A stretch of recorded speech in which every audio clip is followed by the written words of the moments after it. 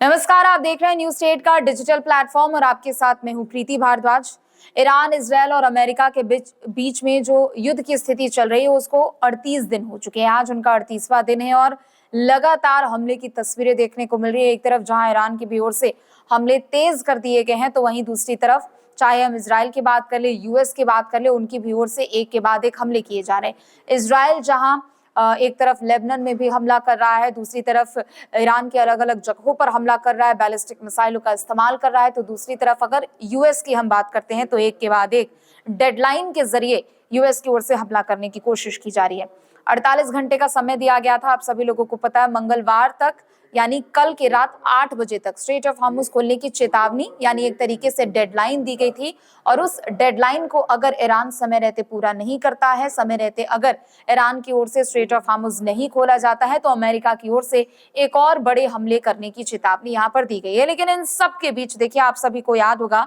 कि बीते दिन अमेरिका के 2 फाइटर जेट्स को मार गिराने की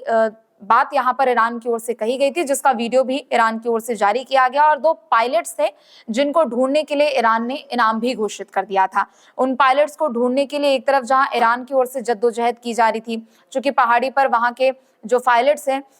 वो वहां पर जाके छिप चुके थे और एक पूरा अभियान चलाया गया था उनको पकड़ने के लिए। लेकिन दूसरी तरफ अमेरिका ने कैसे ईरान के चंगुल से अपने दोनों पायलट्स को सुरक्षित निकाल लिया, ये आपको इस वीडियो में हम बताने वाले हैं। सबसे पहले देखिए, एक नाटकीय अंदाज में अमेरिका की ओर से एक पूरी स्क्रिप्ट यहाँ पर तैयार की गई और पूरी दुनिया के सामने उसे ऐसे पेश किया गया जिसमें आप कह सकते हैं कि ईरान भी उसमें कहीं ना कहीं फंस गया, यानी उनकी चाल में आ गया। CIA की ओर से ऐसा ध्यान भटकाने वाली स्क्रिप्ट इनको तैयार करके दी गई, जिसके बाद ईरान ने एक तरफ जहां दावे किए कि हमने उनके सैनिकों को, पायलट्स को पकड़ लिया है, इनाम की भी घोषणा की, लेकिन दूसरी तरफ अमेरिका ने कहा कि हम अपने किसी भी सैनिक को कहीं पर भी दुश्मन के सामने अकेला नहीं छोड़ सकते हैं। देखिए, हम बात कर रहे हैं, चूंकि देखिए एक साहसिक अभियान यूएस की ओर से चलाया गया है और उन 2 पायलट्स को बचाने का काम किया गया है, जिसको ईरान ने उन जेट्स को, उन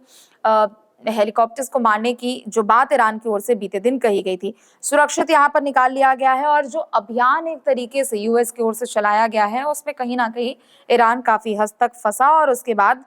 जो तस्वीर देखने को मिली उसमें कहीं ना कहीं जो यूएस सपोर्टर्स है, इजराइल सपोर्टर्स हैं, वो इस बात को लेकर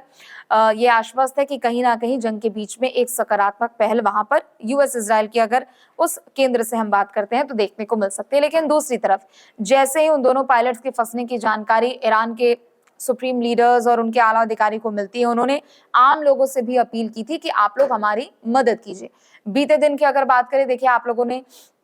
सुना भी होगा और तस्वीरें भी देखी भी होगी, जहां जैसे ही ईरान को ये बात पता लगती है, उनके सुप्रीम लीडर्स को, उनके प्रतिनिधियों को जैसे ये बात पता लगती है कि 2 अमेरिकी सैनिक जो हैं, जो पायलट्स हैं, वो वहां पर फंस चुके हैं, सबसे पहले तो उनको ढूंढने के लिए इनाम की घोषणा कर दी। $60,000 इनाम की घोषणा की, जिसकी वजह से ग्रामीणों से उन्होंने और जो स्थानीय लोग हैं उनसे अपील की थी कि आप मदद करें। लेकिन दूसरी तरफ जो अमेरिका ने जाल बुना उसमें ईरान कैसे फंसा है, देखिए ये आपको बताते हैं।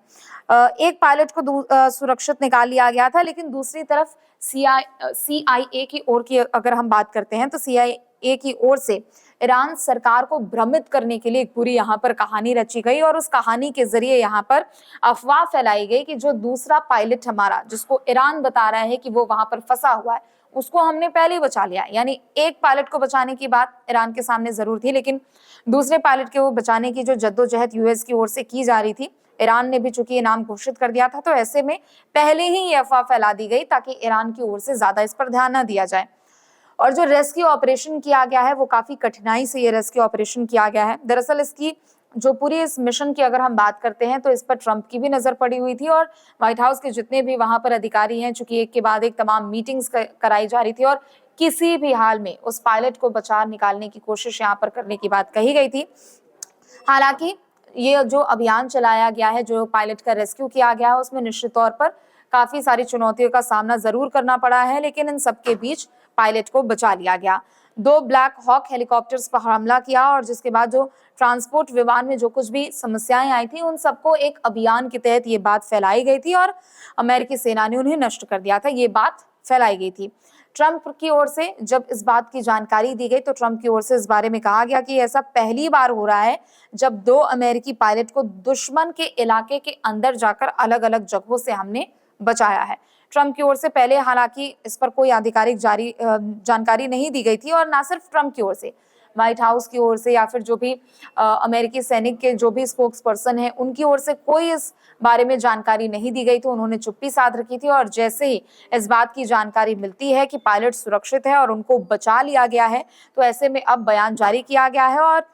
एक तरीके से इस वजह से भी चुप्पी साधी रखी गई थी ताकि जो अंदर मिशन चल रहा है पायलट्स को बचाने के लिए, जो अभियान यहाँ पर यूएस की ओर से चलाया जा रहा है, उस अभियान में किसी तरह की कोई परेशानी ना हो। लेकिन अगर व्हाइट हाउस और पेंटागन की हम बात करते हैं तो जैसे ही ये दुर्घटना हुई उसके 24 घंटे में सबको कह दिया गया था कि किसी को भी इस विषय पर कुछ भी नहीं बोलना है, सार्वजनिक रूप से कोई जानकारी नहीं देनी है, और पायलट के बचाव अभियान को तो लेकर किसी को कुछ भी नहीं कहना है। हालांकि भीतर खाने अभियान चलता रहा और ये भ्रम की स्थिति भी फैला दी गई, और यूएस की ओर से ये बात भी फैला दी गई कि हमने उनको पहले ही ढूंढ निकाला है। ईरान ने उधर पहले ही ढूंढ निकालने की बात को लेकर उन्होंने एक बार फिर से अपील की, और ईरान ने चूंकि पहले उन पर इनाम भी जारी कर दिया था, तो उन सबके बीच ये भ्रम की स्थिति फैलाई गई, और उसके बाद यूएस की ओर से अपने पायलट को यहाँ पर सुरक्षित बचा लिया गया है। देखिए, सबसे पहली बात है यहाँ पर एक शर्त भी रखी गई थी, चूंकि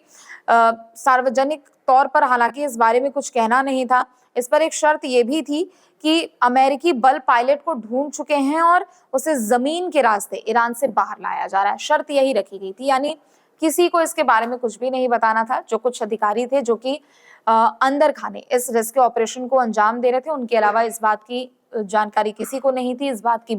भनक किसी को नहीं लगी। और अगर जस्ट इन केस अगर किसी ने पूछा और अगर ये बात फैलाई गई तो यही कहा गया कि ईरान में जमीन के रास्ते, यानी ईरान की जो वहां पर फोर्सेस है उन सभी के सामने से यूएस अपने सैनिक को बचाने का काम कर रहा है। लेकिन इन सब के बीच यूएस की ओर से जो अभियान चलाया गया वो सफल साबित हुआ, और राष्ट्रपति ट्रंप की भी ओर से कहा गया है कि हमने तो अपने सैनिकों को बचा लिया है, लेकिन जो 48 घंटे का समय उन्होंने ईरान के सामने दिया है, जो अल्टीमेटम दिया है, उन्होंने कहा कि अगर 48 घंटे के भीतर स्ट्रेट ऑफ हार्मुज नहीं खुलता है तो ईरान को और भी ज्यादा हमलों का सामना करना पड़ सकता है। फिलहाल के लिए बस इतना ही। आप देखते रहे न्यूज स्टेट। नमस्कार।